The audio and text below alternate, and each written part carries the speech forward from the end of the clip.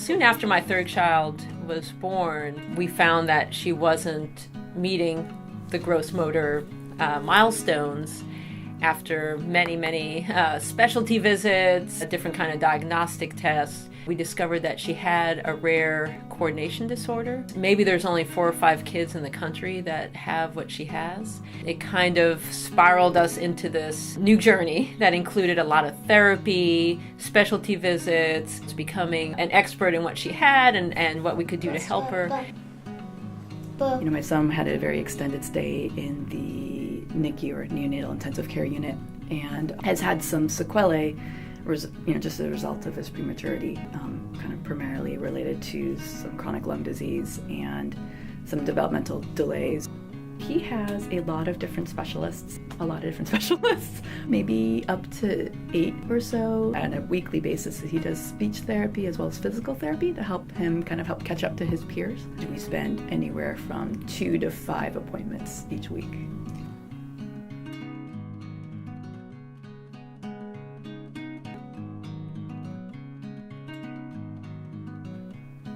If you have a choice of a sick family member or a career, many of us would find it necessary to take care of a sick family member. The Doris Duke Charitable Foundation recognizes that problem, recognizes that risk, and has developed this experimental program designed to support these physician scientists that are in the early career stage, support their research so that they don't have to give up research simply because they need to care for their loved ones. My research is focused on global health, prevention and epidemiology of childhood pneumonia, of childhood diarrhea. And during recent months, we've gotten into understanding Zika infection. So I primarily work in Nicaragua. I'm constantly writing grants, writing papers, doing the research and presenting it at research conferences. So there's quite a bit of travel, and it's a very demanding job.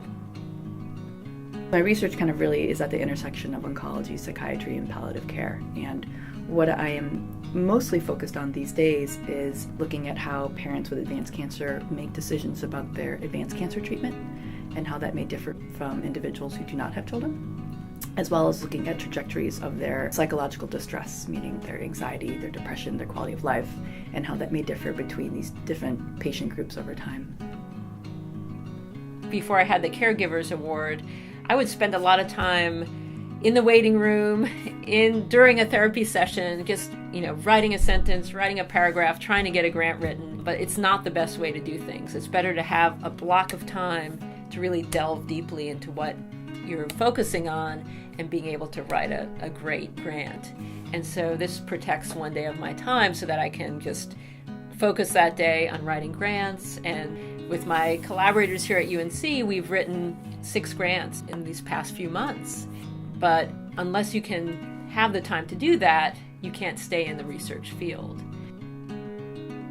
Having a research assistant has been, I think, critical to helping me be able to pull off any of this balancing between being a parent and a researcher and a physician. The kind of research I do is clinical research.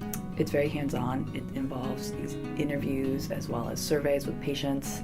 It's the kind of research that has to be done here in the hospital, in the clinics, and there's no replacement for a human in front of you to discuss what the study is about and enrolling you into these kind of studies for these trials, but also to actually conduct the study activities. We didn't want to ignore the others who didn't receive the funds, and we wanted to build a cohort. And so our program involves all 21 of the applicants in this first year, and we will continue to grow that cohort every year as we request more applications to participate. We don't want to lose these top-notch scientists simply because it is too hard to keep your research going when you are also a clinician and you are also facing substantial caregiving demands at home. So we're going to retain them in science, and that's huge. The funding is not for them to hire caregivers for their loved ones. They want to care for their loved ones. The funding is to support their research so that they can do that.